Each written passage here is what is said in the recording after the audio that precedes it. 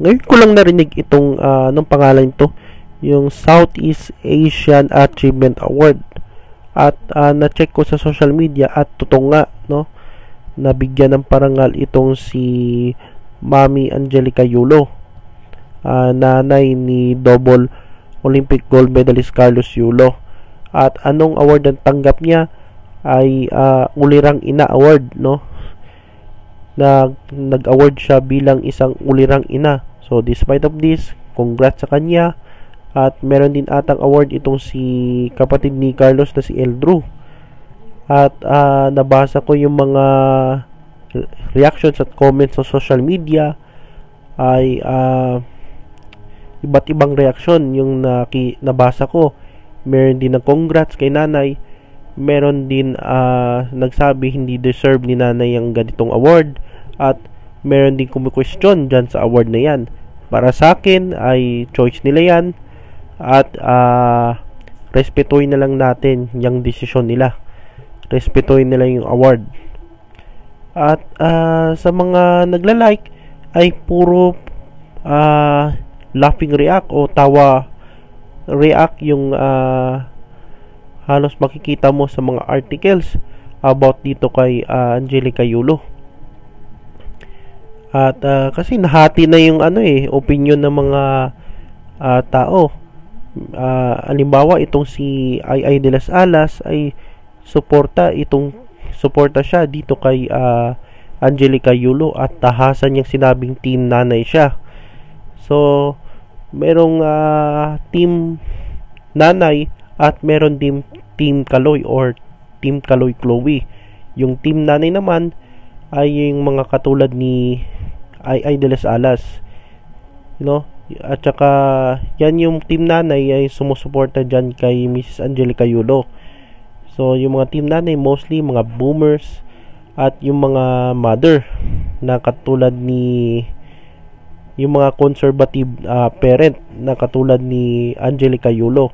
Dito naman sa team Kaloy or team Kaloy Chloe ay mostly mga team Gen Z at millennials. At meron din mga nanay na under 25 years old, 20 to 29 years old ay nakasupport pa rin dito kay Chloe at kay Kaloy.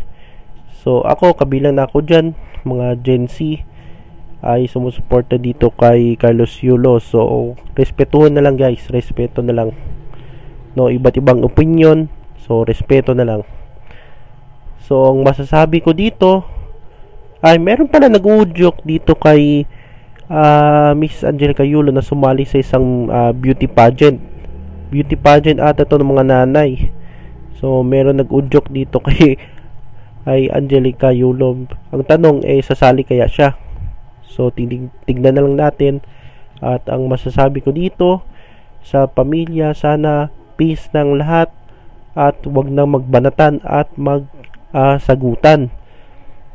Sa nakikita ko parang namimenos na si Chloe, si Carlos Yulo still tahimik pa rin at nagpo-focus na lang sa iba't ibang bagay.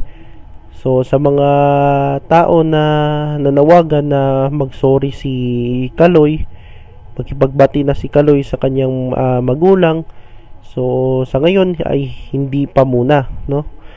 So hindi pa muna bigyan muna na ng time itong si Carlos Yulo. Balang araw darating din ng araw magkakasundo silang lahat ng pamilya at kumpleto na sila.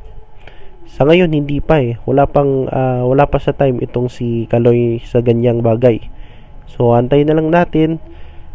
Sana tahimik ng lahat, wag nang magpatutsadahan. Kung meron man sama ng loob sa private na lang gawin yan at wag nang i-post sa social media kasi marami nang marites dito. Marami na din mga manggagamit, no, at saka mga sulsulero dyan sa grupo ni nanay, no, mga vlogger na hindi ko alam kung anong intention nila. So sana ang intention nila ay tulungan yung nanay, tulungan si nanay, wag gamitin para pang views lang at kita. So, yan lang po guys. At peace ng lahat, no? Peace na dapat. So, yan lang po ang ating topic ngayon.